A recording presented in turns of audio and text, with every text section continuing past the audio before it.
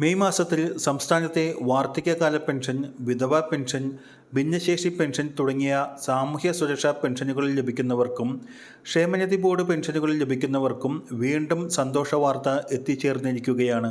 May മാസത്തിൽ 2 ഗഡു pension തുകയായ 3200 രൂപ ആയിരിക്കും സംസ്ഥാനത്തെ 62 ലക്ഷത്തോളം ഗുണഭോക്താക്കൾക്ക് എത്തിച്ചേരുക എന്ന് ധനമന്ത്രി തന്നെ നേരത്തെ അറിയിച്ചിരുന്നതാണ്. ഗുണഭോക്താക്കൾക്ക് ഇനിയും നൽകുവാനുള്ള 3 മാസത്തെ കുടിശ്ശികയിൽ നിന്ന് 1 ഗഡു തുകയായ 1600 രൂപ മെയ് മാസത്തിലെ തനത് പെൻഷൻ തുകയോടൊപ്പം ചേർത്താണ് 3200 രൂപ നൽകുന്നതെന്നും ധനമന്ത്രി വ്യക്തമാക്കിയിരുന്നു. 3200 രൂപ വീതം ക്ഷേമ പെൻഷൻ ഗുണഭോക്താക്കൾക്ക് നൽകുന്നതിനായി 1800 കോടിയാണ് സർക്കാർ നൽകുവാൻ പോകുന്നത്. എന്നാൽ സംസ്ഥാനത്തെ സാമൂഹ്യ സുരക്ഷാ പെൻഷൻ ഗുണഭോക്താക്കളിൽ 8.5 ലക്ഷം പേർ നാഷണൽ സോഷ്യൽ അസിസ്റ്റൻസ് പ്രോഗ്രാം അഥവാ NSAP സ്കീമിൽ പെടുന്നവരാണ്.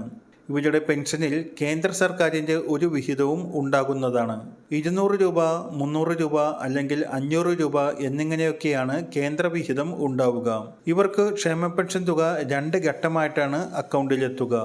സംസ്ഥാന വിഹിതം ലഭിച്ച് ഏതാനും ദിവസങ്ങൾക്ക് ശേഷമായിരിക്കും ഇവർക്ക് ആധാറുമായി ലിങ്ക് ചെയ്ത അക്കൗണ്ടിലേക്ക് കേന്ദ്ര വിഹിത തുക എത്തിച്ചേരുക. ഇത്തവണ 2 ഗഡു പെൻഷൻ തുകയുള്ളതുകൊണ്ട് കേന്ദ്ര വിഹിതവും ഇരട്ടിയായി 400 രൂപ, 600 രൂപ, 1000 രൂപ എന്നിങ്ങനെയായിരിക്കും അക്കൗണ്ടുകളിൽ എത്തിച്ചേരുക. മുൻ മാസങ്ങളിലെ കേന്ദ്ര വിഹിതം ലഭിക്കാത്തവർ തങ്ങളുടെ അക്കൗണ്ട് DBT എനേബിൾഡ് ആണെന്ന് ഉറപ്പുവരുത്തേണ്ടതാണ്. സാധാരണ മാസങ്ങളിൽ അവസാനത്തെ ആഴ്ചയിലോ അല്ലെങ്കിൽ 25-ാം തീയതിക്ക് ശേഷമോ ഒക്കെയാണ് പെൻഷൻ വിതരണം ചെയ്യാറ്. എന്നാൽ മെയ് പകുതിക്ക് ശേഷം 2 മാസ പെൻഷൻ തുകയുടെ വിതരണം ഉണ്ടാകുമെന്ന് ധനമന്ത്രി നേരത്തെ തന്നെ വ്യക്തമാക്കിയിട്ടുണ്ട്. അതിനാൽ മെയ് 15-ന് ശേഷം സംസ്ഥാനത്ത് 3200 രൂപയുടെ വിതരണം ഉണ്ടാകുന്നതാണ്.